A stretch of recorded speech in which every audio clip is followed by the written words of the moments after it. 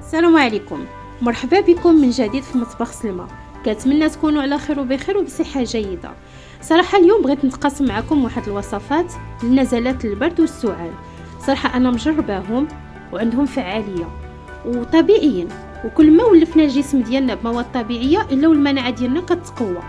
داكشي علاش نحدهم حتى من المواد اللي هي كيماويه. وهاد الوصفات راهم ساهلين ومتواجدين في كل بيت.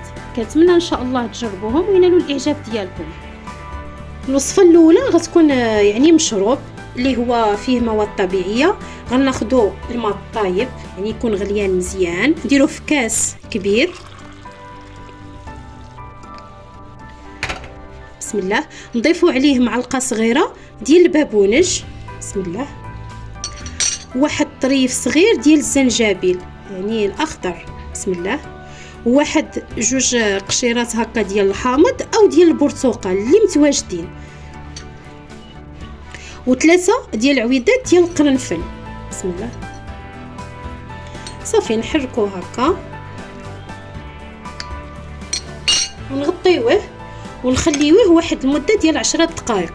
من بعد غادي نصفيوه وغناخدو كاس صغير من بعد الفطور. من بعد نص ساعه ديال الفطور ناخدو كاس صغير، عاوتاني منين نتغداو من بعد نص ساعه ناخدو كاس صغير.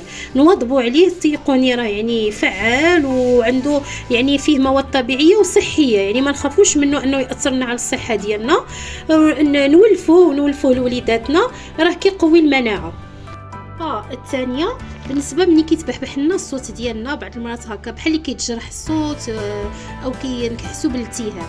صراحه وصفه حتى هي انا راني مجرباها وكنعطيها حتى لوليداتي واخا صغار. ناخذوا معلقه كبيره ديال زيت العود، بسم الله، نديروها هكا في شي طير، وغادي نضيفوا عليها معلقه صغيره ديال السكر بودره يعني سكر كلاصي. نخلطوه هكا مزيان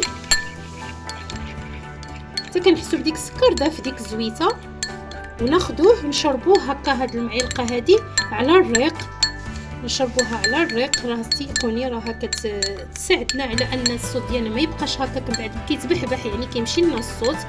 ونعطيوه حتى للوليدات الصغار يشربوا هكا ديك المعلقه هكا عامره على الريق ونوضبوا عليه، لان الصراحه حنا كنحسوا بديك البحه وحنا نشربوا كل صباح على الريق ديك المعلقه، راه ان شاء الله غادي يعطي واحد النتيجه فعاله حتى للوليدات الصغار. الوصفه الثالثه بالنسبه للليف ديالنا ملي كيبدا يسيل او الم الراس. صراحه غير البشنيخه يعني هي بالنسبه هي ثمنها رخيص ولكن المنفعه ديالها كبيره. ناخذوا هكا منها واحد 4 هكا ديال الرويصات ونشعلوا فيهم هكا البريكي يعني الدخان عافيه.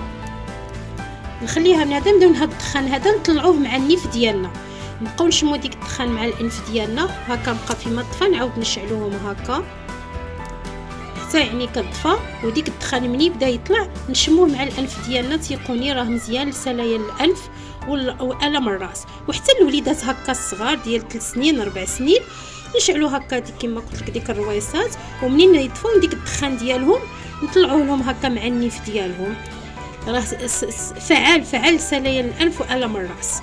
هكا كنحاولوا نحافظوا على الجسم ديالنا من المواد الكيماويه، وهادو مواد طبيعيه وكتقوى حتى المناعه، بالاخص ملي كتبدا تغير هكا الفصول. كنتمنى تجربوهم ان شاء الله وينالوا الاعجاب ديالكم.